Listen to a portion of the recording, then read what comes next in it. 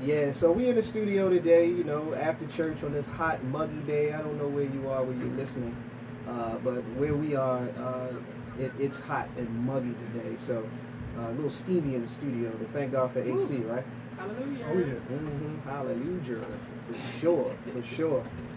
So welcome to the After Church Show with Greg and Friends. If you're listening to us, we are on WXSL Street Legal Radio, www.streetlegalradio.com. For all of our fans and followers, you can find us on our website, www.theafterchurchshow.com. If you want to join us on Periscope, we're streaming live right now on Periscope. If you just search the After Church Show, you'll find us. And we're also streaming live on Ustream as well. Just look for Street Legal Radio and you'll find us there. So if you want to join in on the fun and see what goes on inside the studio, along with the live stream, feel free. Just log in and check us out. All of our social media links are on our website, so if you go to www.theafterchurchshow.com, you'll be able to link up with us on all of our web pages and all of our various social media sites. Just a quick note, if you saw our pre-broadcast, we do a pre-broadcast every week. This is the week where we want to hear about your church finger moment. So if you got a church finger moment, we need you to hashtag church finger moment and let us know about something that makes you just want to tap out and walk away, because that's what a church finger is all about. So if you need to raise your church finger and walk out on a situation, let us know what that is so we can trip with you.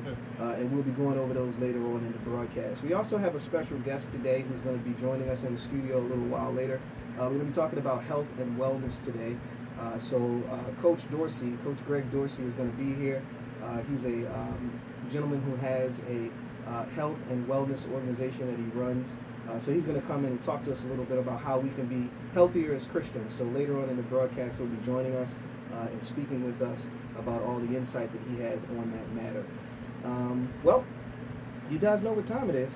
Oh yeah. It's time to get busy. It's Let's time go. to talk. So, but first, we want to just acknowledge the passing of an icon. As many of you probably are already aware, and if you're not, that means you probably live under a rock somewhere. Definitely. But Muhammad Ali passed away at age 74. He was definitely what I would consider to be an inspiration to many, especially those of the African American race. He was a former champion, boxing champion, outspoken gentleman who either directly or indirectly spoke about civil rights and things of that nature. So he is certainly going to be missed. He battled with Parkinson's for a long time, but that just speaks to the heart of the champion, because he really battled and hung on for a long time. So we just want to acknowledge him here on the After Church Show with Greg and Friends, the passing of a great man, right? Oh yeah, Yes. definitely. One of my favorites. Ali happened to be one of my favorite movies. So when I found out, a little teary-eyed. Okay, touched me got a little bit. misty. Got a little, A tea. So, but I mean, just watching some of the videos and just watching some of the things he did, it was just more than inside the ring of what he did. It was outside the ring as well. So, Yeah. Rest in peace, man. Yeah.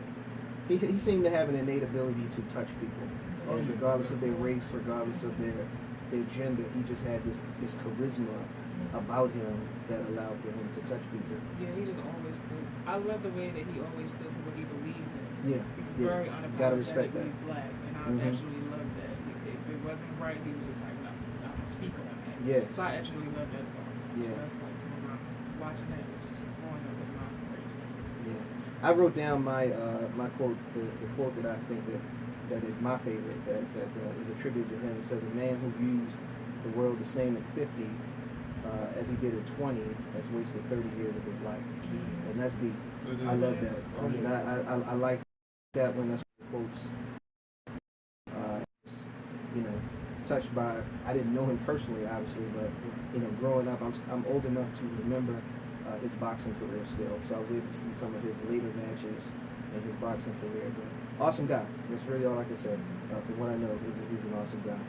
All right, so it's time for us to do exactly what we do, because that's what we do. All right. So, topic on the table. A lot of people to have a problem with this, and this is going to, you know, tap on the shoulder of some of the unsaved and unchurched, and it may even tap on the shoulder of some of the churches, in all honesty. But the question at the moment is, why can't pastors have nice things? Some people, yeah. I heard it. Did you hear that? Yeah. Some people have a problem when a pastor has, you know, something nice, and rightfully so. And we'll deal with this in a very fair way, because I know I can already hear the keyboards clicking and the phones, people swiping their phones to talk about those who take advantage of the flock, and those who steal money from the church, and the pimps in the pulpit, all those people who, you know, take advantage of their position. Now, granted, there's bad apples in every bunch. I'm not saying that pastors out there, you can start backspace comments. I saw bad pastors out here who have done things to take away, and that they taking tithe money and buying gators and all that other stuff. I know that it happens. You know, these gators, they came from my country. Straight out of Louisiana, I want to thank Sister Pauline for buying these green gators. But anyway, so I want to talk about pastors who do an excellent job, who run their churches properly, who do not misappropriate funds, who do not backstab, take advantage of their flock and all those. I want to talk about those pastors, because it's nothing wrong, in my opinion, with a pastor who has nice things. I don't have a problem with a pastor who has nice things, as long as those nice things were purchased in the right way, as long as it's coming from his salary or his job or whatever he does, because it's not fair to say that a pastor can't have nice things if he worked for them and got them the right way. Right. So what do y'all think about that? I personally don't see a problem with those who are honest about it, Yeah. who's not stealing the money, you know, from the church. Oh, yeah. Because I, you know, grew up, you know, my great uncles are pastors, sons of pastors, so I've seen, you know, how they conducted things. It was never like, you know, just Shiesty. yeah. Mhm. And I went to a cookout with a friend one time, and it was a group of people, and they were like really talking bad about another pastor. They was like, oh, his car, his house, and I'm like, I knew them.